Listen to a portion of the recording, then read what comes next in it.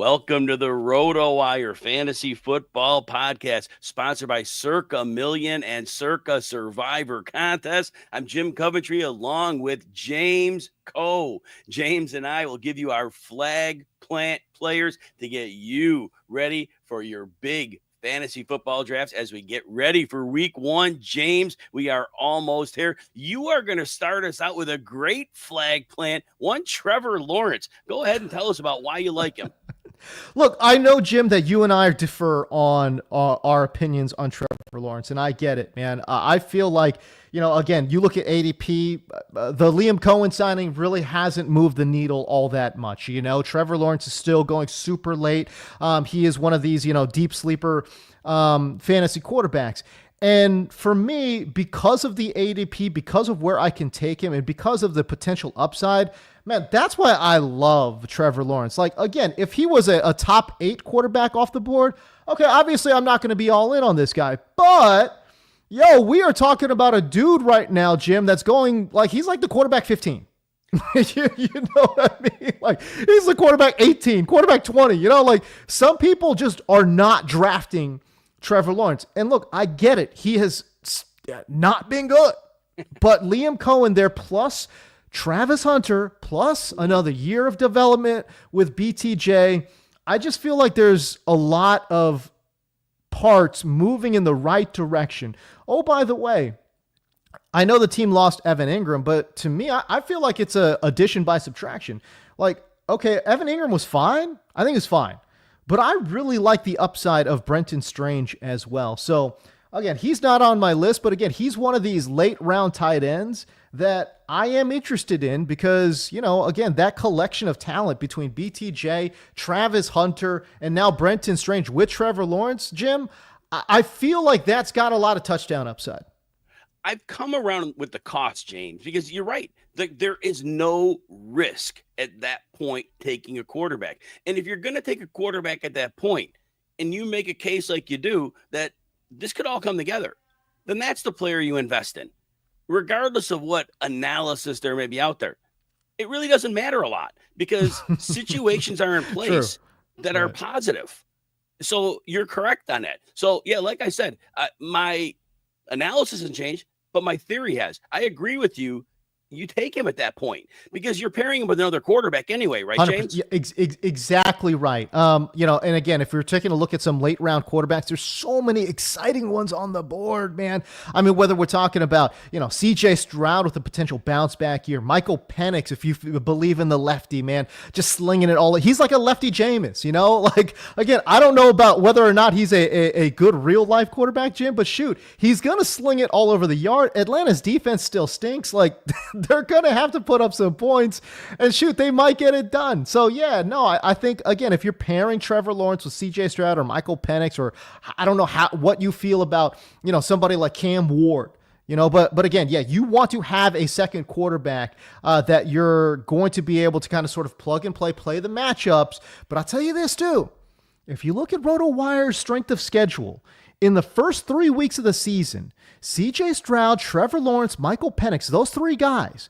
have the 3 easiest quarterback schedules according to RotoWire strength of schedule. So that's pretty exciting.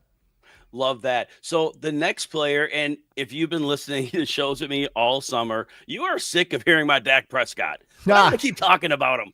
And I'll tell you this. We just had a question, funny enough, by Scott Gobe asking about how early to draft Dak. Here's what I'll tell you.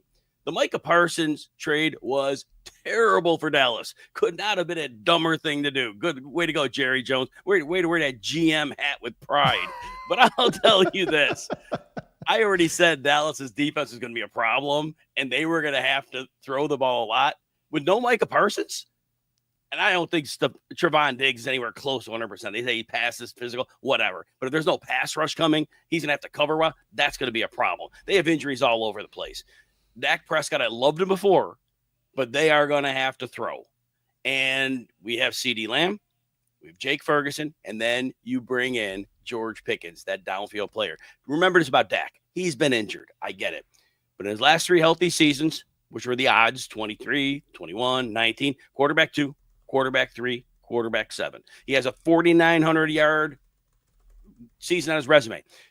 3 seasons with at least 30 touchdowns. 2 of those are 36 or 37. This man can produce. Where do you draft him? Now, I say he's in play after Mahomes. Mahomes is the universal quarterback 6. At any point at that point, I'm saying I'm taking Dak Prescott, and I have done that in my drafts. Where do you stand on Dak Prescott? I'm with you 100%. I love that you brought up the Micah Parsons trade, because that was the low key kind of trickle down effect in terms of fantasy, right? That Dallas's defense is going to be low key bad, right? And by the way, it's not as if they were great anyways. Okay. But with Micah Parsons, they had a chance. Without Micah Parsons, they don't have a chance. This team is going to be, the defense is going to be, oh my God, it's going to be bad, And the bottom line is, again, they have enough pieces, as you pointed out very poignantly, that they have enough pieces to actually put some points on the board. Dak is going to have to throw the football. By the way, we haven't talked about how ineffective that the run game probably is going to be this year as well, right? So, again, where is Javonte Williams, Miles Sanders? Come on, man. These guys probably aren't going to be, carrying it a bunch. Right, they're not going to be averaging, 4.5, 5 carries, 4.5, 5 yards per carry. No. So again, they might be behind the 8 ball in terms of the run game as well. Again, prompting even more passing attempts. So I mean, we're taking a look at obviously over 600 passing attempts for 2025, and shoot, we don't talk about quarterback volume enough, Jim. But pass attempts is a stat that measures some volume for the quarterback. And I think Dallas will be up there at a minimum top 5 to me in terms of total pass attempts this year. I think the volume will certainly be there for Dak Prescott. I mean, how is this not Cincinnati South? Yes, they have Jamar Chase and T. Higgins. Great call. Yes. Right? But we got CeeDee Lamb. CeeDee Lamb has a 1,700-yard season on his resume, just like Jamar Chase does, right? 2 years ago. And George Pickens and T. Higgins, you can make a case they're equal, but then Jake Ferguson's the equalizer. That gives them that tight end, way better than Mike Gesicki. So, and with the running game, it's funny. I'm old enough to remember when you had a bad running game, they called it 3 yards in a cloud of dust. Well, this is 1 yard in a cloud of dust with Javonte, and Miles Sanders is dust. So there's nothing much with that. Oh, my gosh. So, fun stuff there. James, that San Francisco, we're moving over now, that San Francisco wide receiver room is a mess with injuries. Guess who the last man standing is right now? Obviously it's other than Ricky Pearsall, who are they going to run out there? It's an honest to God question, man. CMC. Again, it's CMC, it's George Kittle. But again, at the wide receiver, what are they going to do? They're going to run 22 personnel? Yes, 100%. Yes, James, I'm going to defer for a second. I said this on an XM show yesterday. Exactly. It'll be use check. They brought Luke Farrell in, who's a butt kicker as a blocker. But when I said McCaffrey, I wasn't joking. They may line him up as a receiver. Don't be surprised at that. But your point to Pearsall, I want you to ride this because this is huge. No, it's and again, I just you're going to see a video come out on RotoWire's YouTube page about how my advice to the drafters this weekend is, after you get outside the top 3 rounds, I want you to kind of sort of ignore rankings and ADP. And what I mean by that is, look, I'm not saying take a kicker in the first round. I'm not saying take a kicker in the 10th round. I'm not saying take, a player that you could get in the 12th round, the second round. I'm not saying that. But what I am saying is that there's a large collection of players, maybe 20 to 30 guys, where the news is happening on the football field and the rankings and the ADP cannot possibly catch up. They can't possibly catch up to what's actually happening on the football field. Ricky Pearsall is one of these guys. You have to ignore the rankings, first of all. You got to ignore ADP, and you've got to find him on the platform app that you're using and put him in your queue. And once it gets to round 5 or 6, man, you've got, and if you want Ricky Pearsall, that is the true price to pay for Ricky Pearsall. Don't get mad if you get sniped in the 5th round because you want to stretch that pick into the 6th. That's the cost of Ricky Pearsall right now. And you could sit there and say, oh, well, the rankings. Oh, well, the ADP. You overpaid. No, they didn't. No, they did not. The ADP and the rankings cannot possibly catch up to all the wide receiver devastation there in San Francisco. No, and I love that call. That's exactly well stated. If you get sniped, shame on you. Seriously. If you want a player, get that player. Do what you need to do to get that player in your lineup. But that's something I've always said. The only time I'll ever say I got sniped on a player, and it's rare, if I played chicken with a tier of players and there was like one left and somebody took them, well, I didn't get sniped. I was an idiot. But that's the one time I'd be sniped, and it was my fault. Sure. So, no, being sniped, there's a range of players. But if there's a person like Pearsall that you want, then you make sure you go get him, like James Koh said. And I'll just say this too. I think for the first month of the season, Jim, there is almost no way that Ricky Pearsall doesn't see at a minimum 9.5 to 10 targets per game, right? So we're talking true wide receiver 1 volume.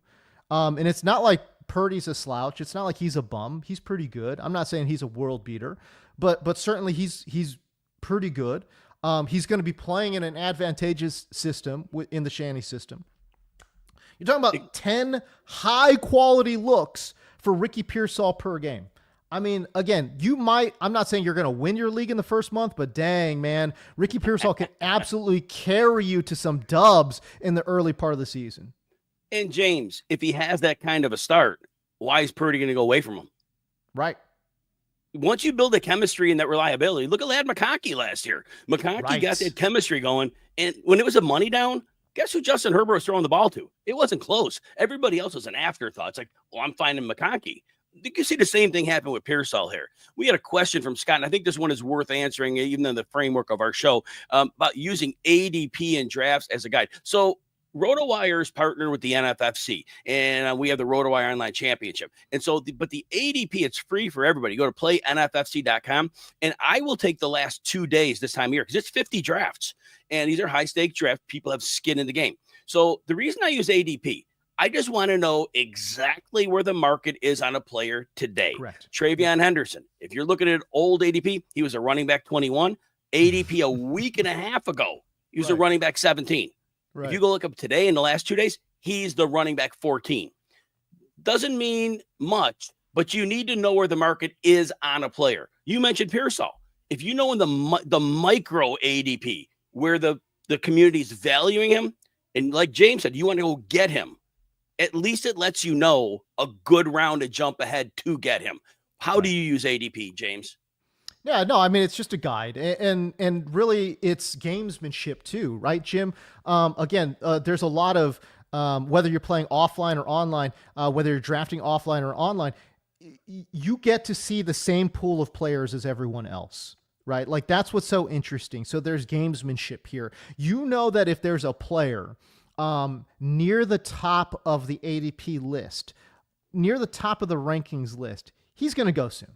And it doesn't matter what your personal rankings are or what your personal, thoughts are on the player. That guy is going soon, period. Yes. Right? So you can kind of sort of play with that. It's like, all right, well, if I like the player, I better go get him right now. If I don't like the player, I'll just leave him out in the pool and see what happens, So there's a certain way to kind of sort of, and again, to your point, it's just a guide.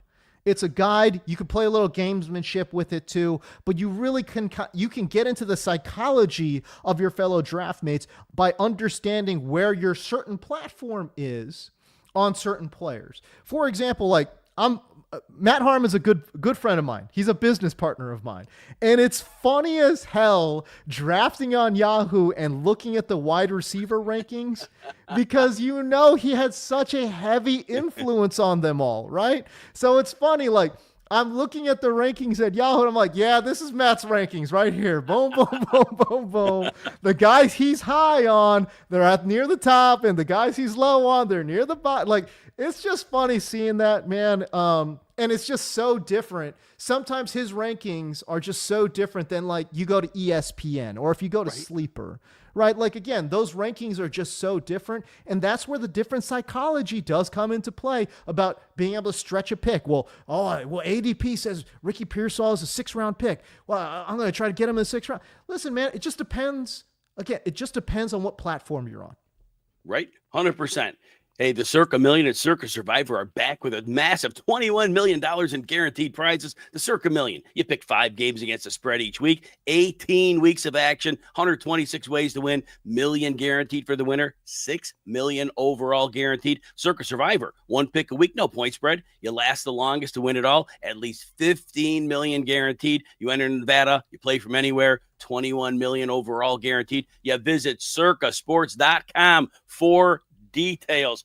James Koh, we are next going to talk one of my flag plant players, and that would be Drake London of the Atlanta Falcons. Now, I will say one thing about recent developments. We heard earlier this week, right tackle Caleb McGarry is done for the season. And that's a little bit of a problem because remember, Michael Penix is left-handed, blindside protector. And I know sometimes both teams rush from either side now, but to throw deep passes, which Penix likes to do, what do you need? Time. And that means you need protection. So this is a little bit of something here. But I'll say this about Drake London where I'm not changing my stance because London can win short, intermediate, and deep. He can win at all 3 levels. So that actually is, he'll be okay. But maybe a tad of his ceiling got a little bit bumped by the McGarry injury. But I will say this about London. Last 6 games last year, we saw the coaching staff make a very concerted effort to crystallize the offense down to a lot of Bijan Robinson and a lot of Drake London. So London ends up in the last 6 games, 11 targets a game, and he averaged 94 yards. Then you take the 3 Michael Penix games at the very end. Now, one of those is a crazy game, like 20 targets. This skews it a bit, but that 11 targets became 13 a game. That 94 yards became 117 per game. And with Penix, it was 2/3 of a touchdown. Regardless, even if you're sticking that 11 target, 94 yard range, that is an incredible level performer. And I think that they're going to continue to run the passing game through him. Very physical player, very much worth that 1st-round draft pick that the Atlanta Falcons spent on him. Darnell Mooney, his targets went down late last season. He's a situational player, downfield guy again. I just see London as, honestly, I have him at wide receiver 4, which is crazy, but Malik Neighbors is banged up, and you have other players with different questions. I think London could see 180 targets, and it wouldn't surprise me. I think you mentioned earlier that Atlanta defense is going to be bad, and they're probably going to have to throw a lot. Where do you stand on Drake London? I love Drake London. Drake London had the quietest 1,200-yard, 100-reception season ever. People really are not realizing the fact that he had a tremendous season last year, and there was a good chunk of the season where he had to play with a dead-armed quarterback in Kirk Cousins. You know what I mean? So for me, I really feel like, again, if Michael Penix is going to let it rip, and I know that he will, I'm with you. The right tackle loss is big. Especially if we're talking about downfield shots, but I've got enough faith in the coaching staff that I think they'll figure it out. And as you mentioned, with no Darnell Mooney there either, I still feel like Drake London should see an uptick in volume overall. And really that's the game that we're playing right now, right? So I think you're getting overall pretty good volume with Drake London. By the way, all the markers are there, Jim, for Drake London to not just, again, be a top 10 fantasy wide, like this guy could legitimately finish the season as the wide receiver 1 in terms of just pure counting stats. And I'm not saying he's better than Jamar. I'm not saying he's better than Justin Jefferson. I'm not saying that, but I'm saying from a statistical perspective, yeah, the ingredients are there for him to finish as the wide receiver 1 or 2 on the season. That's how much volume is in play in Atlanta. James, you're going to get your next flag plant player here. Chicago Bears player. Who you got? I love Odunze. Again, it was addition by subtraction in Chicago. They get rid of Keenan Allen. That's going to be great for Odunze, who they couldn't really figure out how to utilize. And again, at Washington, I'm not saying Odunze needs to get stuck on one side. Like, don't treat it like it's a Cliff Kingsbury offense where, okay, Odunze is going to be this, anchored X receiver. Nah, I mean, we want to move him around, but move him around kind of like they move around Devontae Adams, right? And I'm talking about like, okay, 75% as an outside player, more than 50% as an X receiver, but he can play some flanker too. And shoot, let's move him into the slot, 25 to 30% of the time. That'd be great. To me, I think that is how they will utilize Rome Odunze. And again, I just love the fact that they bring in Ben Johnson, a coach an offensive coordinator that last year he just went so out of his way to draw up plays for Jamison Williams, right? And again, you look at the yards per reception for JMO. I mean, it's absurd. It's ridiculous. It was like 17 yards per catch. Right. It was insane. Right. So again, that's not because JMO is just beating man coverage and winning downfield. No, he's getting drawn up these plays, and again, largely at the expense of Sam Laporta, but that's okay. They really got an explosive player there with JMO in Detroit.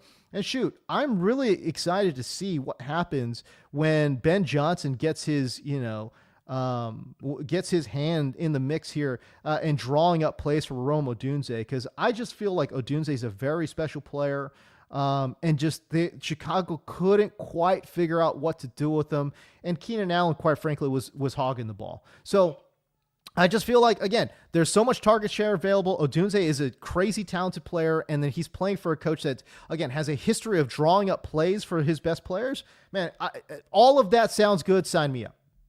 James, last year, I told people before the season, the blueprint was out for Rome Odunze. It was Shane Waldron was running the offense last year. And the prior year, he was in Seattle. That was 2023. And he had DK Metcalf, Tyler Lockett, and at the time, a rookie Jackson Smith-Njigba. And we saw that script play out. It was the old man Lockett getting the ball and Metcalf getting the ball. And the numbers and the opportunities and the snaps were significantly less for JSN.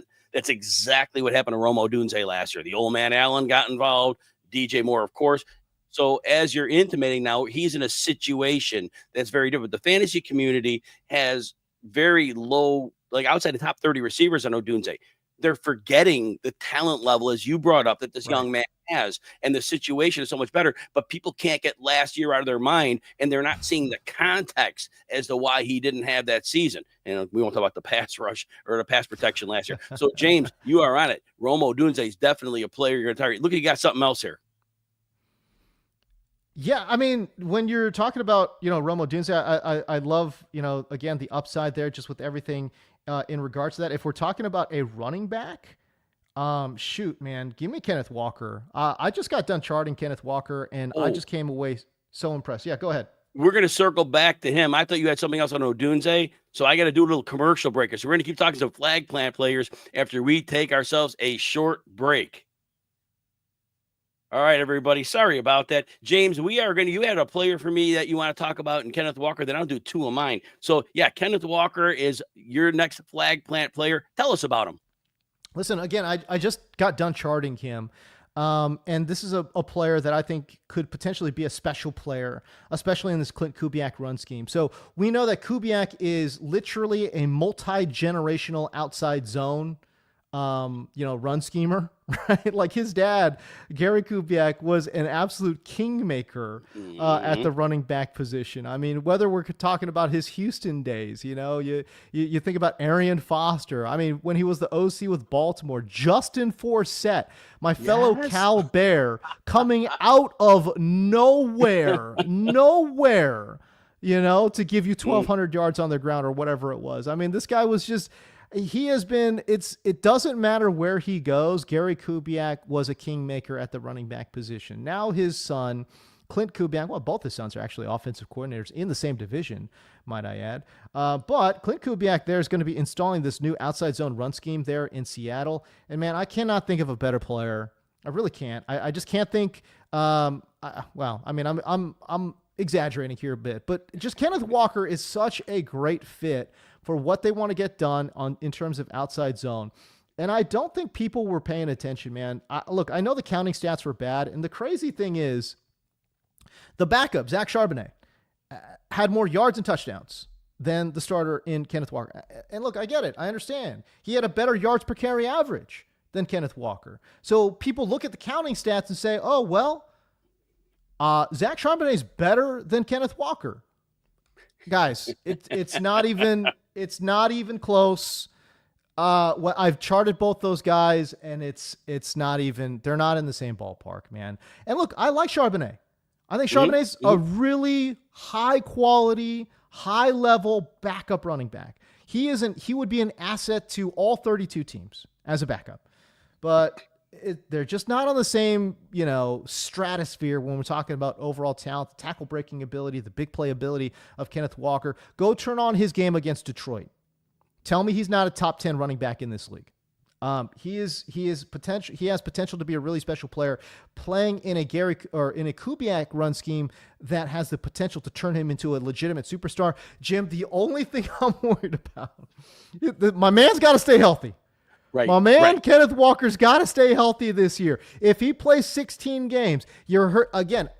We're talking about planting flags. Yo, I've said it in different spots. I'll say it in this spot right here. If Kenneth Walker plays 15 or 16 games, he's going to finish as a top 5 fantasy running back. Ooh, yes, sir. That's the heat you are bringing to the show. Top 5 running back. But you're right. The durability. 2 missed games as a rookie, 2 in his second year. I believe it was 6 last year. So, yeah, the durability's been a thing and some nagging injuries he's played through. So you're right. That injury resistance is what he's going to need to build up here, and hopefully this is the year that does happen. But you're right.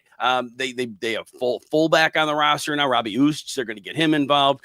They got another tight end in there. They're going to run some heavy personnel sets to make sure this works out.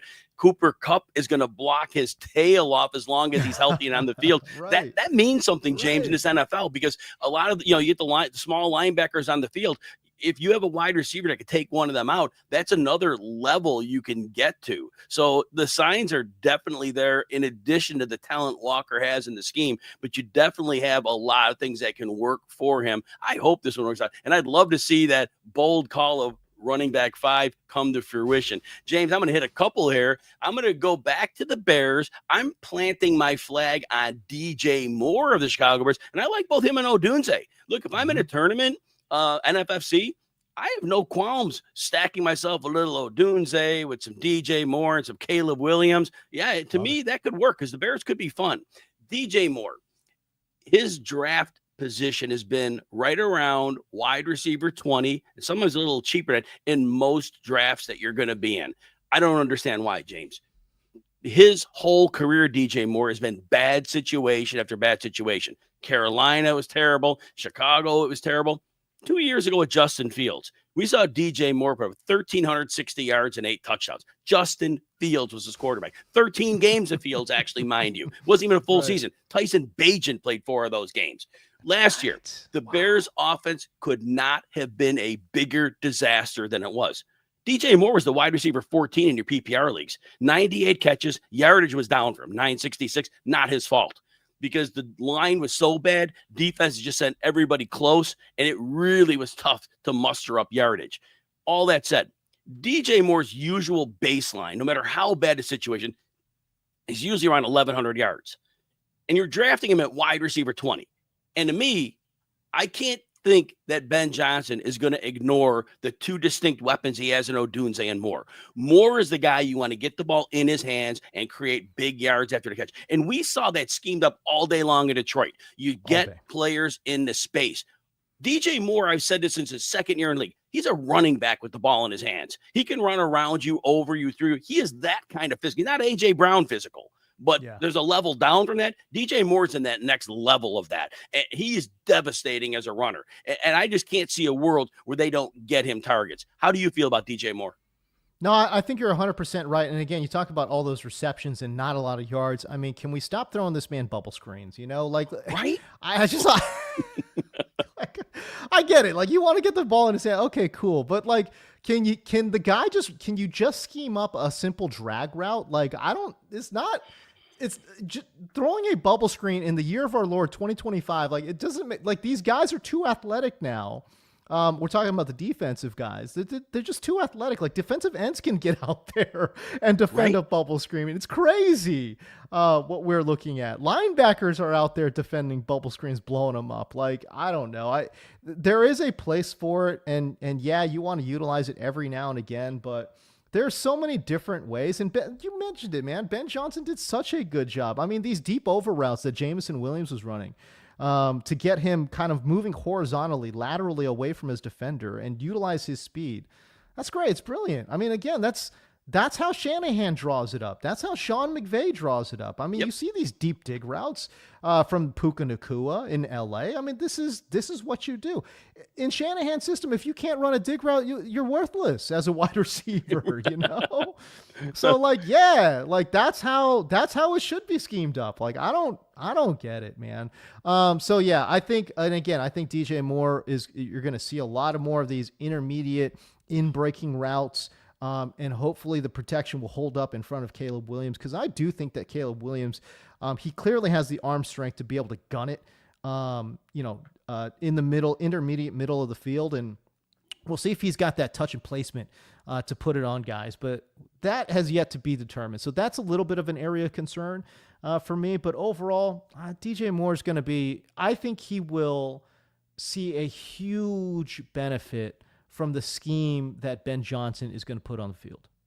Yeah, I just don't know what the fantasy community is seeing or not seeing to put DJ Moore at a cost where it's not reflective of like any of his career. That's just the thing I just can't get beyond. But hey, that's the thing that we could take advantage of. So let him sleep on Moore. We won't be making the same mistake. I'm going to do one more flag plan player, and we'll come back to a couple of yours and mine as well at the end. Chase Brown. His draft cost is going up, and I understand that. You might have to pay a running back 8 cost for him. He was running back 13 about a month ago. But when you look at the Cincinnati offense, like Dallas, the defense can be bad. Maybe Al Golden does some things with the young players. Maybe he has a kind of history of doing that. Maybe he gets a little out of them. Best case scenario, they're a top 20 defense. This team's going to have to score points. And we already know the way defenses have to play the Bengals.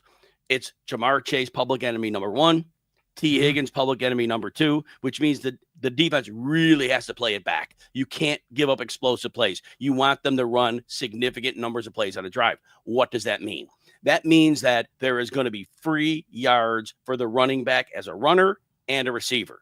And it looks right now, Taj Brooks was drafted 6th round. It looks like Chase Brown is probably going to get that similar crazy workload he had in the second half last season when he was routinely putting up 19-plus PPR points. But here's the beauty, James. Dan Pitcher, the offensive coordinator, he's on record of saying last year when they installed the offense, they based the run scheme on Zach Moss's strengths. It was more of a downhill rushing attack. This year, he installed the rushing attack around Chase Brown. It's more outside zone. They're going to get him into space. And as I said earlier, because defenses have to fear Chase and Higgins, it's going to mean space to move. And that is the beauty of Chase Brown. Chase Brown's a pretty durable back. About 215 in Illinois, handled a big workload, and he did just fine. And again, with the light boxes he's going to see, he's not going to take a ton of punishing hits. So to me, he probably catches 65 balls as well, because when the defense drops 8 against him, and that's going to happen, then Burrow's going to say, what do I have? Oh, Chase Brown. And Chase Brown's going to pick up 8, 12, 9. Those are going to be adding up. It's going to be 65 plus catches out of him. What are your thoughts on Chase Brown? You know, I just put a profile up on Chase Brown, and I charted him. And I think what I wrote in my profile of Chase was that the one word that comes to mind is growth. If you watch Chase Brown in the early part of the season, he was this raw, young, good athlete, but not a good running back. And that was at the early portion of the season. As he developed, as the season went on, Jim, he just really matured as a player. And I just saw a lot of markings to say, okay, I think Chase Brown is a top 10 running back in this league. And in particular, can I just point to his pass blocking ability? Dude, this guy in pass pro in the early portion of the season was just not good. You know, it was not good. It was ugly. There was a lot of like him leaving his feet, looking for shoulder blocks and just whiffing on guys. by the end, it was textbook. I mean, he looked like a freaking offensive lineman. It was insane. This guy's blocking D tackles. He's, staying on his feet, squaring up his shoulders. He was unafraid of contact. And by the end of the year, I thought, my goodness, this is one of the better, pass pro guys we've got at the running back position.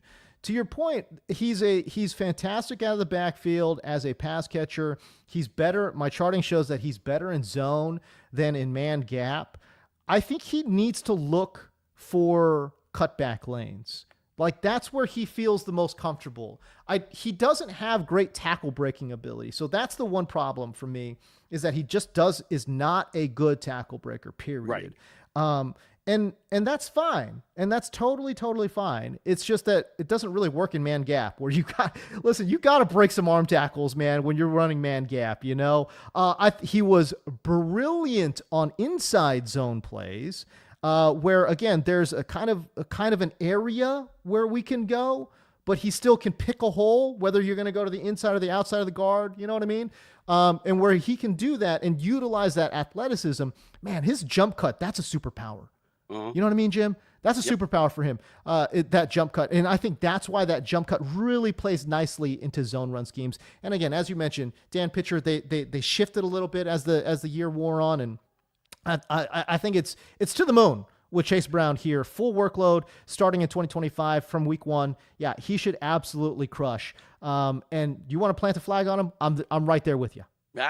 2 weeks ago in the Kings Classic draft, Matt Harmon was in that draft, but I was on the 14-team league, 14th and 15th pick, and I took Chase Brown there. And I had some people like, a few of them thought I was a little nuts. A few of them thought, I wanted that guy.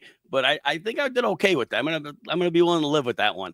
Anyways, there's something you wish your fantasy league had, or features that are missing from your current leagues: bonus scoring, custom schedules, or playoffs, deeper team settings. Well, look no further, because we have you covered with our friends at Fantrax. Fantrax is the most customizable fantasy platform in the industry, offering the greatest fantasy experience for your dynasty, keeper, redrafted best ball leagues. Fantrax even offers college football fantasy leagues. Create or join a fantasy commissioner league. Invite your friends, dominate your draft this season. Fantrax is the top dynasty fantasy football platform in the industry.